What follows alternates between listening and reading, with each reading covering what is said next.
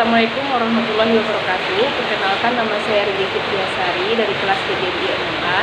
Tujuan saya membuat video ini yaitu untuk memenuhi syarat UTS mata kuliah pengembangan kurikulum, yaitu dengan dosen pembimbing Dr. Aramadin APD. Nah, yang pertama saya akan menjawab soal di mana mengapa kurikulum dibutuhkan dalam pendidikan. Kurikulum menjadi peranan yang sangat penting dalam dunia pendidikan sebagai pengarah tujuan pendidikan ke depannya agar berjalan lebih baik dan maksimal.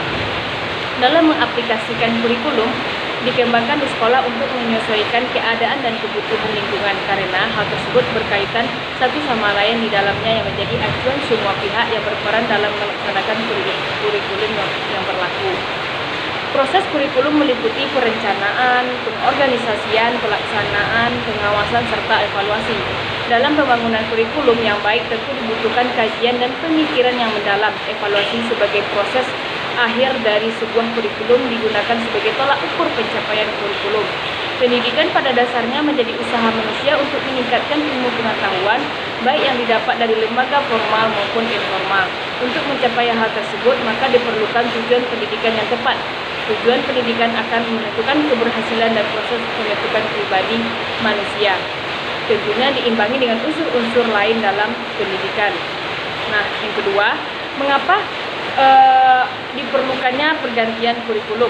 Nah, perubahan kurikulum didasari pada kesadaran bahwa perkembangan dan perubahan yang terjadi dalam kehidupan bermasyarakat, berbangsa dan bernegara di Indonesia tidak terlepas dari pengaruh perubahan global, perkembangan ilmu pengetahuan dan teknologi, serta seni dan budaya.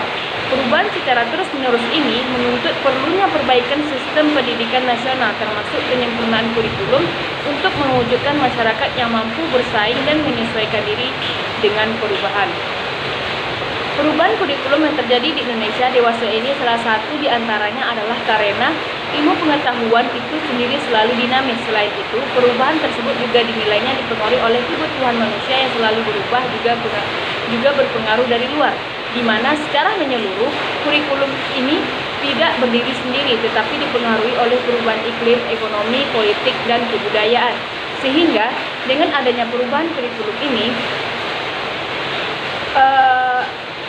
dengan adanya perubahan kurikulum ini pada gilirannya berdampak pada kemajuan bangsa dan negara. Kurikulum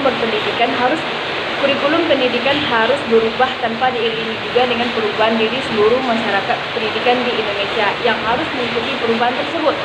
Karena kurikulum itu bersifat dinamis dan bukan statis. Kalau kurikulum bersifat statis, maka itulah yang merupakan kurikulum yang tidak baik. Nah, yang ketiga soalnya yaitu perbedaan KTSP dan K13 khususnya pada MI atau sekolah dasar. Perbedaan lain misalnya dilihat menurut saya dari segi mata pelajaran. Jika di KTSP, di setiap mata pelajaran dirancang berdiri sendiri dengan kompetensi dasar yang sendiri-sendiri pula dan berjumlah 11 mata pelajaran. Di K13, setiap pembelajaran menggunakan pendekatan saintifik untuk meningkatkan kreativitas peserta didik. Di sini siswa diajak untuk mengamati, bertanya, mencoba, menalar, mencipta, dan mengkomunikasikan, atau pada MISD juga disebut dengan pembelajaran tematik. Nah, pada KTSP, proses penilaiannya lebih dominan dan pada aspek pengetahuannya. Pada kurikulum penerusnya, penilaian dilakukan secara otentik dengan mengukur semua kompetensi sikap, keterampilan, dan pengetahuan berdasarkan proses dan hasil. Jadi, selalu ada kemungkinan bahwa jawaban yang benar itu lebih dari satu. Sedangkan di kurikulum 13, guru juga mengukur proses kerja siswa, bukan semata hasil kerjanya saja. Nah, untuk pertanyaan yang keempat, perbedaan spread subjek kurikulum, correlate kurikulum, dan integrate kurikulum.